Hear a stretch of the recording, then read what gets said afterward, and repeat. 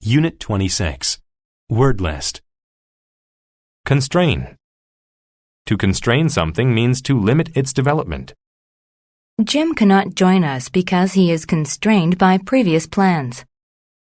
Depot. A depot is a bus or train station. He waited for his mother to arrive at the depot. Emulate. To emulate people means to imitate them because they are greatly admired. As a small boy, he always tried to emulate his big brother. Forefinger. The forefinger is the finger between one's thumb and middle finger. He shouted, "There it is," and pointed with his forefinger. Guts. The guts are all the organs inside a person or animal. The doctor can tell you every process that happens in one's guts. Inherent. When something is inherent, it is a natural part of something else. Sweating is an inherent bodily function when exercising. Intimidate. To intimidate means to frighten others. My dad intimidates my friends whenever they visit. Janitor. A janitor is a person who makes repairs and takes care of a building. The school janitor cleaned up the messy cafeteria.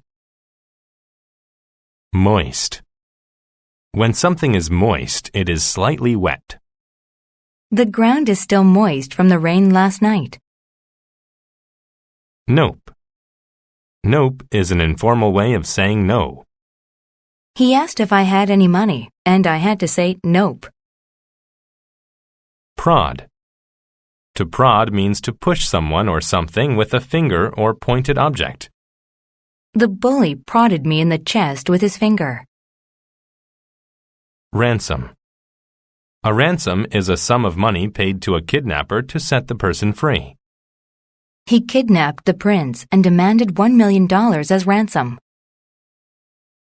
Restrain. To restrain someone or something means to use physical strength to stop them. Mike restrained Alan from reaching the door. Saliva. Saliva is the watery liquid in people's mouths that helps in digestion. The baby could not keep the saliva from dripping out of its mouth. Spit. To spit means to force liquid from one's mouth. He emerged from the pool and spit water from his mouth. Sprint.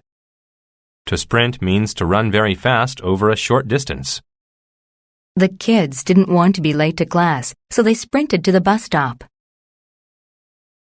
Stunt. A stunt is something that is done in order to get attention or publicity. The man jumped over the cars as a promotional stunt. Tolerant. When people are tolerant, they are approved of because they accept others. The tolerant leader thought that everyone was equal, regardless of race. Vampire. A vampire is a fictional monster that sleeps in a coffin and sucks people's blood. The vampire snuck up on the woman and bit her in the neck. Yawn. To yawn means to open one's mouth wide and breathe in air. The child yawned and stretched her arms before bed for the night. The kidnapping. Anne was a very quiet girl who had an inherent fear of almost everything. The kids at school would play tricks on her all the time. They would hide behind the door of the school janitor's closet, then jump out to scare her. Once, a boy dressed up like a vampire and chased her down the street. Anne hated being constrained by her fears, but she didn't know how to be brave. She was walking home from school one day when someone came up behind her.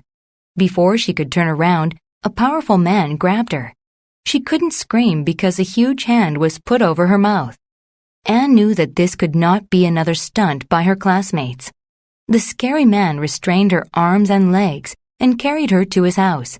He tied Anne to a chair. Her guts began to hurt because she was so scared. The man prodded Anne with his forefinger and said, "You'll stay right here until I get a ransom from your parents. Then I'll be rich."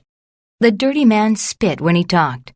A string of saliva hung from his moist lips. Anne was terrified and intimidated by the horrible man, but she knew she had to escape somehow. Eventually, the man yawned. Anne waited quietly until he fell asleep. As he slept, she carefully wiggled her arms and legs until the ropes became loose. She slipped out of the ropes and carefully opened the door. She sprinted to the bus depot and boarded a bus to the police station. She told the police what happened, and they arrested the kidnapper. The kids at school were amazed. They asked her, "Weren't you too scared to escape?" She said, "Nope, I knew that I had to be brave and get out of there." The kids were very tolerant of Anne from then on. They even decided that they would emulate her bravery if they ever got into a tough situation.